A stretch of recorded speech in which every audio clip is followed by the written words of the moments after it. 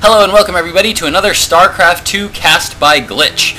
Today I'm bringing to you a TVT on Shakuras Plateau, and spawning in the bottom right corner as the blue Terran we have PuMa.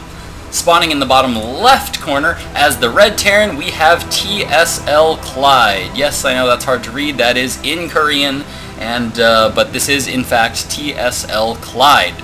Now, if you don't know about the recent drama between PuMa and TSL, PuMa used to be a member of TSL, but has recently left them for Team Evil Geniuses, that is the team that Idra is on, as well as In Control.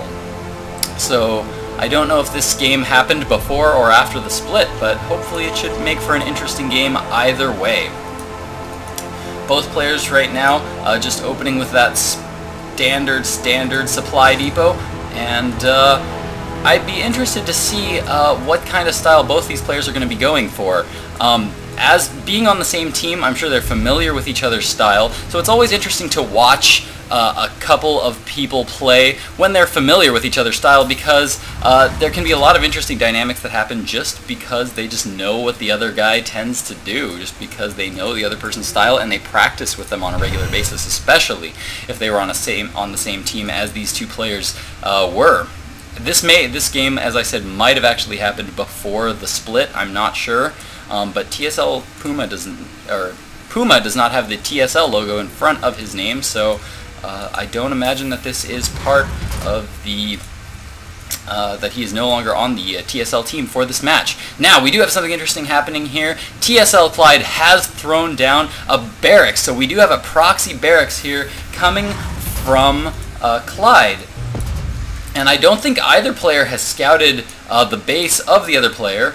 So this is going to provide something very interesting, because we do have one barracks here that this barracks would provide almost like a dummy barracks for any kinds of a scout. They will not be suspecting any kind of a proxy if they see that single racks at the front of the base, and he won't know that there is actually a 2 racks coming, because the second one is built so close to his base, and he's going to be able to rally at least 1 barracks worth of Marines directly to the front as he builds them. So PuMa, just now throwing down a supply depot, looks like he has no idea that this is coming. He is getting 1 Marine, and he is rallying it to the wrong side of the base if he wants to defend this push well.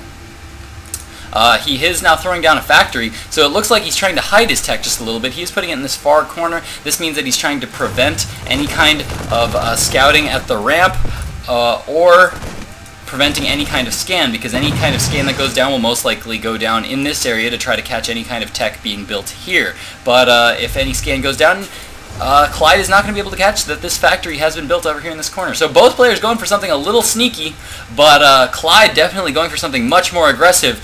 We now have 4 Marines coming up the ramp of PuMa. PuMa is now throwing down a bunker because he did see that these forces were outside of his base, and it looks like he is going to be trying to defend this as best he can, but this bunker is not going to be able to be built up in time, and these Marines are going down fast. PuMa trying to get this bunker up as fast as he can, but it is going to be a while before another Marine is out, and the Hellion makes it out just in time. Thankfully, Hellions do quite well against those Marines, and oh, look at that tree. Poor tree, he just set that tree on fire. Darn you, PuMa, always destroying those trees. But now this Hellion is now moving across the map. PuMa still does not know that the barracks is there right outside of his base, so he is going to his opponent's base to try to scout for any kind of fast expansion that Clyde may have gone for. He doesn't see anything here at the 3rd, and if he comes up this ramp, he will see that a command center has been thrown down. It is not yet up yet, and oh, that Hellion needs to get up that ramp so that he can see exactly what Clyde is doing. And sure enough, this Hellion is going to go down on his way back out, but he did get up here and managed to scout that command center, so he now knows that Clyde is expanding, and if Clyde is smart with his unit placement here, he gets a free Hellion kill. That barracks, interestingly enough, is now being used as a scout barracks. So this is kind of a very interesting play by Clyde.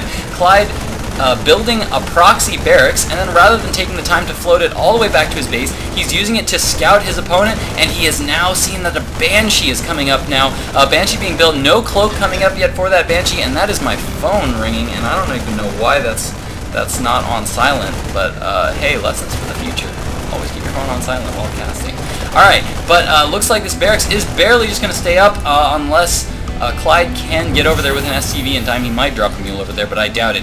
In a TVT match, you really need that economy that comes from those mules. The Banshee is now out again. Cloak is not up, and Clyde did scout this, so he knows it's coming, so he's going to try to pick off a few of these weak Marines here with this Banshee, and it looks like he's going to manage to get quite a few good kills there from that Banshee. I was surprised he actually did that much damage. I was thinking that he wouldn't be able to do much damage at all just because there are so many Marines, and Clyde knew it was coming, but he actually got 3 kills off of it and doing some very nice unit control here, and oh no!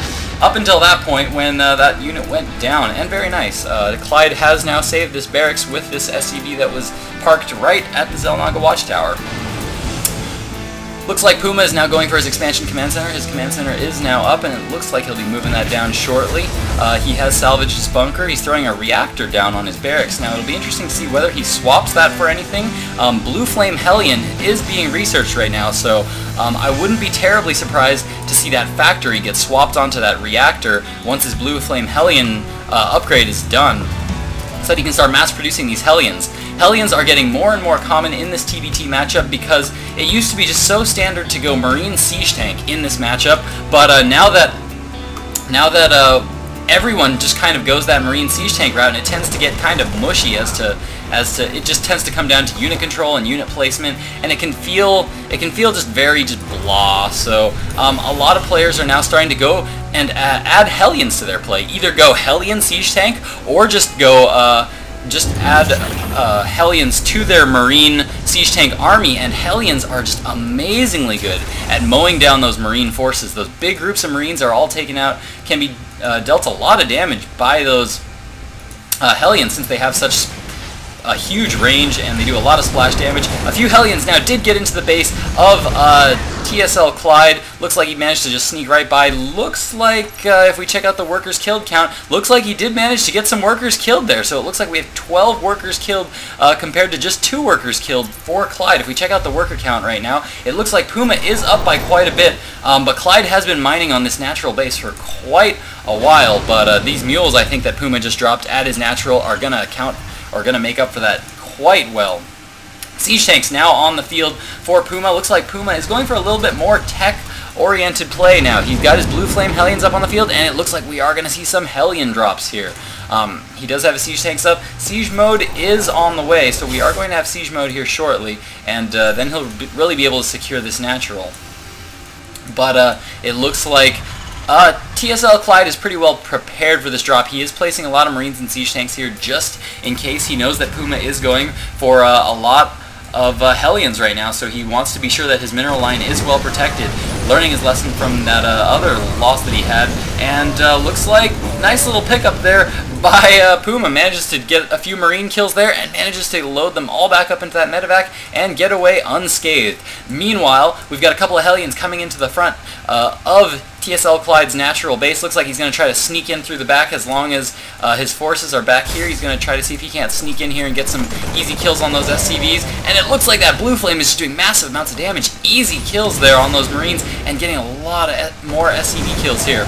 Those Marines are not going to be able to hold off those 2 Hellions, or not, maybe. Very nice control there from Clyde, trapping those 2 Hellions in the corner and then taking them out with those Marines. I didn't think he would have that one, but no, he did actually manage to do some damage. In the meanwhile, holy cow, what was that? Let's take a look just a moment here, guys. Looks like, yes, sorry, not TSL PuMa. PuMa, just regular, good old PuMa, did actually manage to drop some Hellions into the back. I'm sorry I missed that. But, looks like he did manage to get quite a few kills, so it looks like PuMa's going to be taking quite a good lead here, just doing a lot of really good harassment, a lot of really good unit control with these Hellions just all over the map. If we check out the Harvester count, this is ending up to be a pretty one-sided match. PuMa now taking a convincing lead in Harvesters, 39, 40 Harvesters to 27. That is so many Harvesters. This is exactly where PuMa wants to be, just non-stop harassing with these Hellions while he just continues to mass up those SCVs. I wouldn't even be surprised to see another command center come down soon and see another expansion go down. PuMa now moving in yet again to the natural, trying to see if he can't get some more kills. Looks like he is going to just barely get in there. Didn't do too much damage, and it looks like that Hellion is going to get cleaned up pretty well. Looks like there's some pretty good defense here at the front. No drops in the back this time. I'm watching the mini-map now, I promise. And more Hellions just coming out from the front. PuMa just constantly sending those Hellions across the map. He's now scouting also the third and the fourth base of Clyde, just to be sure he isn't expanding. Always a good move around this time. This is generally a good time for a Terran player to start expanding around that 12 or 13 minute mark. If they're going for that really heavy economic style of play, this is when usually a big Terran push will come, and they'll tend to expand behind that. And looks like PuMa is indeed getting down his third, but he's moving out with his big siege tank force, and I don't know yet if Clyde has that siege mode. He does have that siege mode, but he is definitely down in the siege tank count. The siege tank count right now is 5 to 4, and one of them is not even out there yet. But he did manage to get very nice placement there right in the middle of the map. So PuMa is going to have some trouble approaching this, but nice little move here by PuMa. He's using this barracks to scout these units' positions, and it looks like he's just going to let it die. I thought he was going to do something clever and hover it just about here so that it would give him some vision of these units just on the other side. And looks like a medevac there. Just going a little stray there and getting taken out by the forces of PuMa. PuMa now has a bunch of siege tanks here out at the front of his base. He's got a couple of Vikings, so it looks like for now he is going to command that ever so critical air control. In TVT, it's extremely important that you always have the Viking count up so that you can maintain air control, and this allows your siege tanks to just do massive amounts of damage because it gives you the sight advantage. If you can see here, PuMa doesn't actually have vision on this little area right here, though his siege tanks can actually shoot there. They can actually reach that far, but they don't have vision there, and that is solved by these Vikings. So you can actually give quite a big an advantage to your siege tanks by just having a few Vikings placed out at the front of your army, and if you can maintain that air control, you will do quite well in that TVT matchup, especially when you're going for this marine tank style of play. As we can see, Clyde is going for that standard marine siege tank style of play, so this is exactly what PuMa has trained against. This is exactly the kind of style that he's hoping to go up against, because he has mixed in these Hellions with his marine forces just to take out those marines. With that air control, his siege tanks will also be able to take out a lot of the forces of Clyde and be able to deal a lot of damage here. Drop coming in from the back from Clyde, but this is not going to do much damage here. Very bad placement there of those units. In the meantime, he is attacking from the front, but he is well fortified here at the front, and the GG from TSLClide. He was just not able to break the forces of PuMa. Once he was behind from all that excellent harass by PuMa, there was just no way he could keep up. It was just not in the cards. So, well played game by PuMa. That is why he was the winner of NASL. He is an absolutely amazing player. Love that player. Hope you guys enjoyed that cast. If you did, please do the commenting, please do the subscribing, and Glitch out.